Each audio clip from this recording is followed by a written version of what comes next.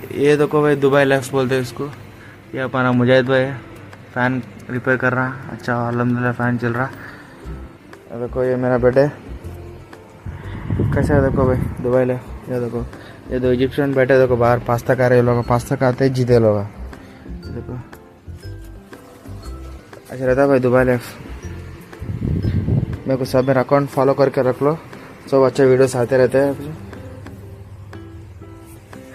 Guys అదే మా flat అన్నమాట, ఇట్లా బయట బాల్కనీ. దుబాయ్కి నేను వచ్చి ఆల్మోస్ట్ 2 months అవుతుంది గైస్. సో నేను దుబాయ్ వ్లాగ్స్ స్టార్ట్ చేద్దాం అనుకుంటున్నాను. సపోర్ట్ చాలా ఇంపార్టెంట్. నెత్తిన వస్తుందని చెప్పేసి కిందికి పోయి చాయ్ తాగుదాం అనుకుంటున్నా.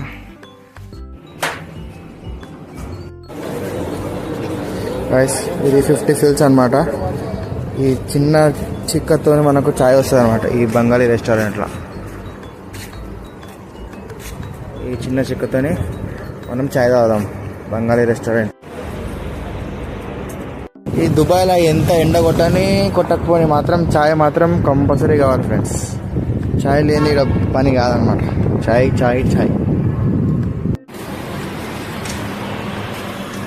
ఇట్లా బయటకు వచ్చినాక ఇదే దుబాయ్ లైఫ్ అనమాట.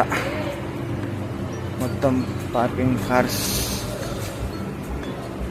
ఇక్కడ మెయిన్ ప్రాబ్లం ఏంటంటే పార్కింగ్ ప్రాబ్లం ఫ్రెండ్స్. పార్కింగ్ అసలు దొరకదు. ఎంత వెహికల్స్ ఉంటాయంట ఇక్కడ, చాలా కష్టం. ఒకవేళ పార్కింగ్ వితౌట్ పార్కింగ్లో ఫైన్ మనం పెడితే బండి 400 తీసుకుంటారు, 500 పార్కింగ్ స్పేస్ ఉంటుంది ఫ్రెండ్స్. ఇది మొత్తం పెయిడ్ పార్కింగ్ అనమాట.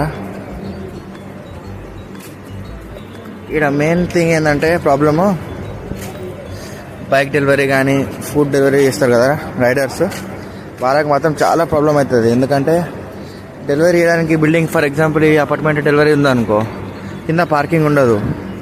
సో పార్కింగ్ ఉండకపోతే కష్టం అవుతుంది.